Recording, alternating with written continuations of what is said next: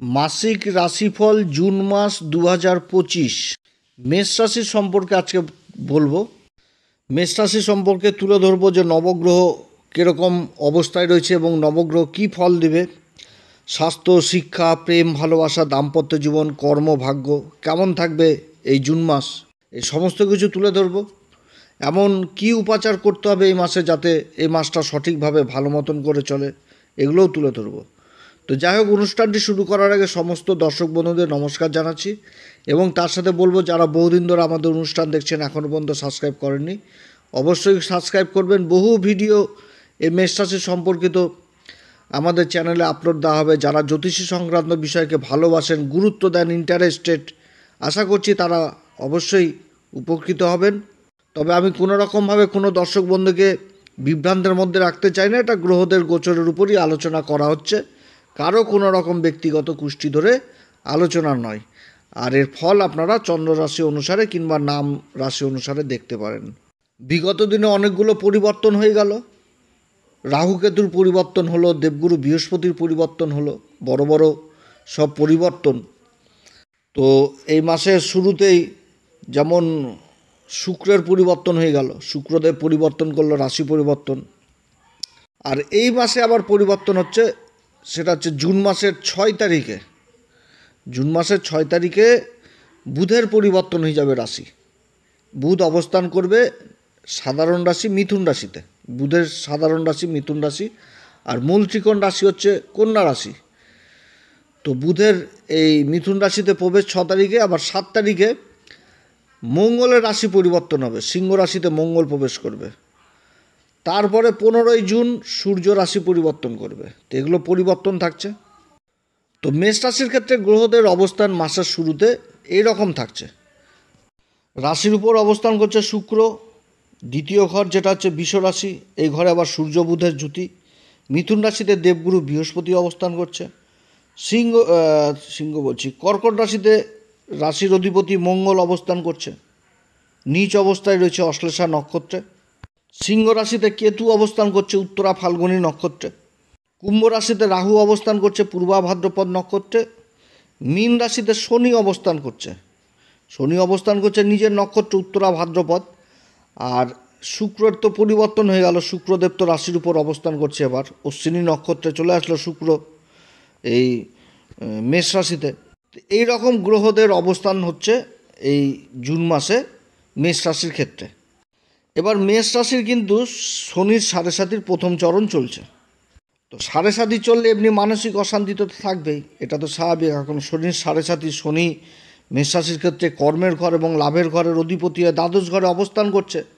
মানসিক অশান্তি দিবে, একটা বাজে নেগেটিভ প্রভাব থাকবে। তার মধ্যেও গ্রহরা কিন্তু গ্রহের কাজ করবে। যেমন দেবগুরু বৃহস্পতির অবস্থান যথেষ্ট ভালো, অনেক কিছু শনির নেগেটিভ প্রভাবগুলোও কাটবে। সব কিছুই যে খারাপ সেটাও না, খারাপের মধ্যে ভালো। তবে জীবন সংগ্রাম করেই চলতে হবে, সংঘর্ষ করেই চলতে হবে, পুরুষার্থ করেই চলতে হবে। এটা এমন জীবন যে প্রতিনিয়ত কম্পিটিশন করেই চলে আমাদেরকে এগোতে হবে। তো যাই হোক, সবার প্রথমে মেষ রাশির শরীর স্বাস্থ্য নিয়ে আলোচনা করব।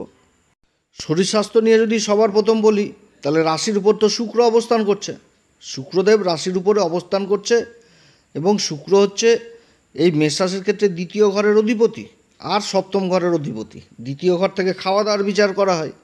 এবার রাশির অধিপতি চতুর্থ ঘরের নিচ অবস্থায় রয়েছে, যে নক্ষত্রে রয়েছে সেটাতে থাকছে হচ্ছে 6 তারিখ পর্যন্ত। 7 তারিখে আবার পঞ্চম ঘরে চলে আসবে, কেতুর সাথে জুতি তৈরি করে নেবে। তাহলে রাশির উপর শুক্রের অবস্থান আর কেতুর সাথে মঙ্গলের অবস্থান। তো সুখ জিনিসটা খাওয়া দাওয়ার দিকে যথেষ্ট বৃদ্ধি পেয়ে যাবে। অতএব নিজের খাওয়া দাওয়ার দিকে বিশেষভাবে খেয়াল রাখতে হবে এই সময় মেষ রাশিকে। আবার দেবগুরু বৃহস্পতি তৃতীয় ঘরে অবস্থান করছে, যে নক্ষত্র সেটা আবার মঙ্গলেরই নক্ষত্র, মৃগশিরা নক্ষত্র অবস্থান করছে।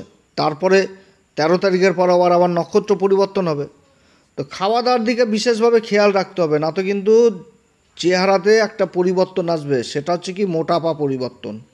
শরীর স্বাস্থ্য কিন্তু অন্যরকম হবে। যারা বিশেষ করে নেশা জাতীয় জিনিস করছেন, যেমন ড্রিঙ্ক করছেন, এই সমস্ত জিনিস যদি করেন তো এগুলো বৃদ্ধি পাবে এবং বৃদ্ধি পেলে শরীর স্বাস্থ্যের উপর বিশেষভাবে ইফেক্ট হবে। অতএব এদিক থেকে যথেষ্ট দূরে থাকতে হবে।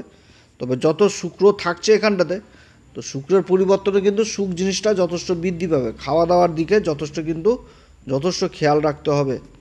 এবার মঙ্গল কেতুর সাথে অবস্থান করছে পঞ্চম ঘরে। অতএব এই সময়কালে রক্তজনিত সমস্যায় যারা ভুগছেন তারাও কিন্তু নিজেদের শরীর স্বাস্থ্যের দিকে যথেষ্ট খেয়াল রাখবেন। রক্তের যে কোনো প্রবলেম, সেটা ব্লাড প্রেশার হোক আর যে কোনো রক্তের সমস্যায় যারা ভুগছেন, এই দিকে কিন্তু বিশেষভাবে খেয়াল রাখতে হবে। কেতুর সাথে মঙ্গলের জুতি হচ্ছে, তো শরীর স্বাস্থ্যের দিকে যথেষ্ট খেয়াল রাখতে হবে। এবং এই সময়কালে যথেষ্ট শরীর স্বাস্থ্য চর্চা করতে হবে, প্রাণায়াম করতে হবে। যারা যোগব্যায়াম করছেন না, যোগব্যায়াম করবেন, যোগব্যায়ামে যথেষ্ট সুবিধা পাবে এই মেষ রাশির ক্ষেত্রে সবথেকে মাইনাস দিক হচ্ছে যে এদের শরীর স্বাস্থ্য দেখে না বোঝা যায় না, যে এরা কোনো অসুখ বিসুখ যদি হয় চট করে বোঝা যাবে না যে কী অসুখ হয়েছে ভিতরে, দেখে বাইরে থেকে মনেই হবে না যে কোনো অসুস্থ রুগী। এটা হচ্ছে কিন্তু মাইনাস দিক। অতএব নিজের শরীর স্বাস্থ্যকে শরীরচর্চার মধ্যে রাখতে হবে, শরীর ফিট রাখতে হবে, যোগব্যায়াম প্রাণায়াম যথেষ্ট করতে হবে। কারণ মঙ্গল কিন্তু রাশি পরিবর্তন করে নিয়ে পঞ্চম ঘরে চলে আসবে। অতএব শরীর স্বাস্থ্যের দিকে যথেষ্ট খেয়াল রাখতে হবে। শুক্র রাশির উপর অবস্থান করছে।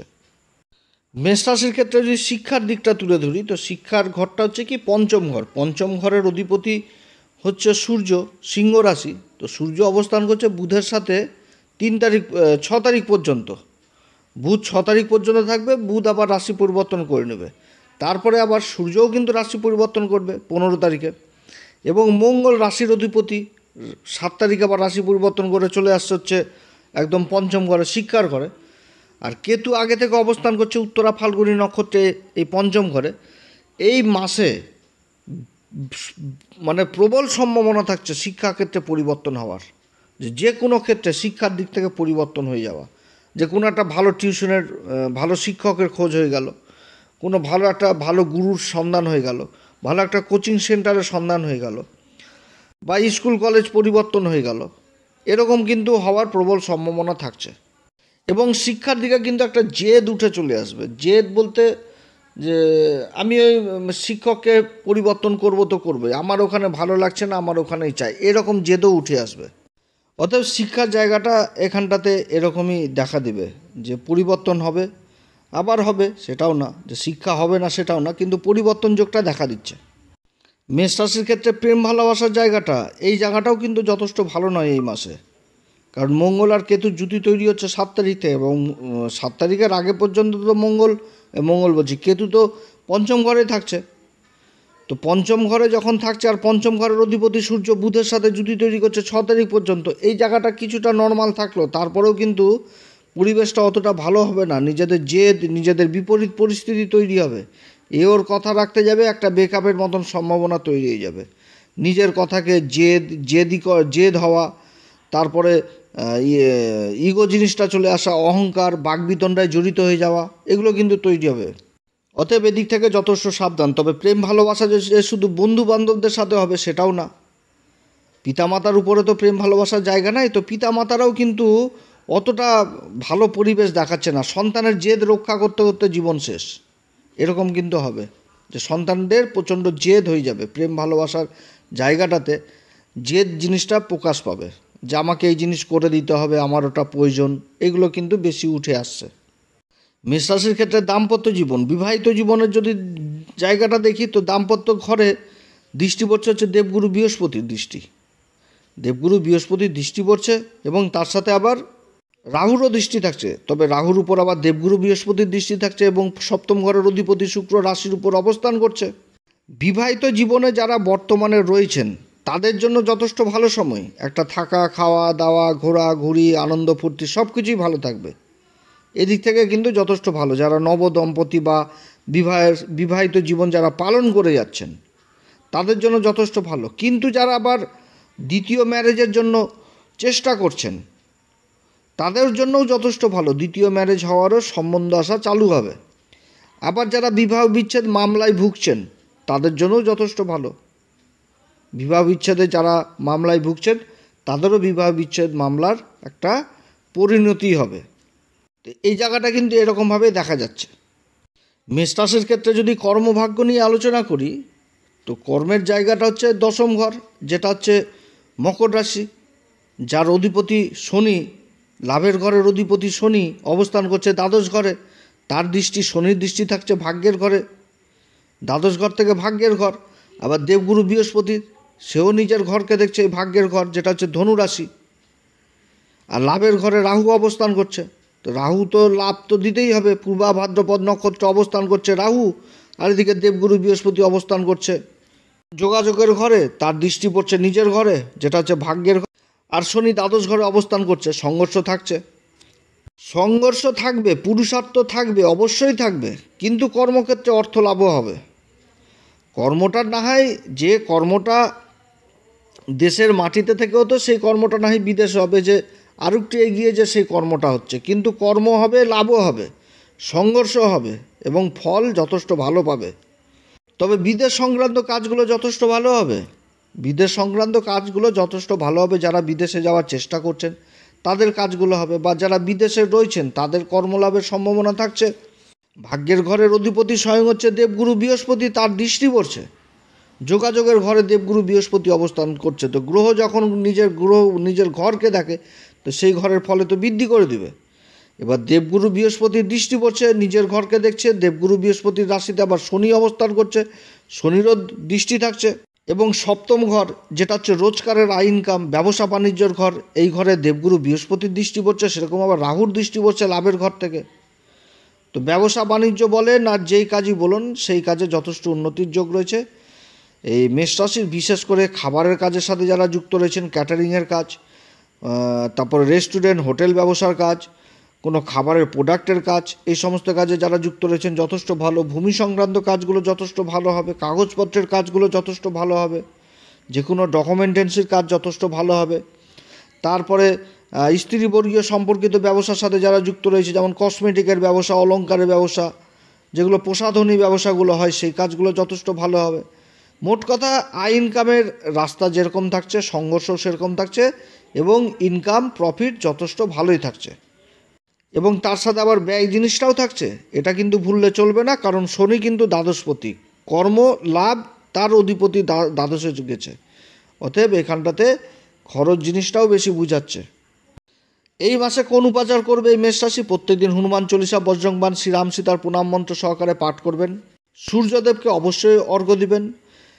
বজরংবলীর দর্শন করবেন, জটাওয়ালা নারকেল দিবেন, বজরংবলীর মন্দিরে জটাওয়ালা নারকেল দিবেন, বজরংবলীর দর্শন করবেন, মিঠা বাতা পান দিবেন, তার সাথে সুপরি, গোটা সুপরি, 3টি লং দিয়ে একটা পান বানিয়ে মিঠা বাতা পান বাবার উদ্দেশ্যে দিবেন, যথেষ্ট ভালো ফল পাবেন। এবং প্রতি শনিবার করে পিপল গাছের নিচে একটি করে মাটির প্রদীপ জ্বালাবেন, তার সাথে অন্ধকার হলে রাস্তার কুকুরদের অবশ্যই খাবার দিবেন, যথেষ্ট ভালো ফল পাবেন। তো যাই হোক, আপনারা সবাই ভালো থাকেন। এরপরে আবার আসবে একটি নতুন পর্ব নিয়ে। যদি এই পরামর্শ সত্যিই কার্যকরী মনে হয়, তাহলে অবশ্যই আমাদের এই অ্যাস্ট্রো বাংলা চ্যানেলকে সাবস্ক্রাইব করবেন, লাইক করবেন, শেয়ার করবেন। বহু ভিডিও এই চ্যানেলে পাবেন। নমস্কার, ধন্যবাদ।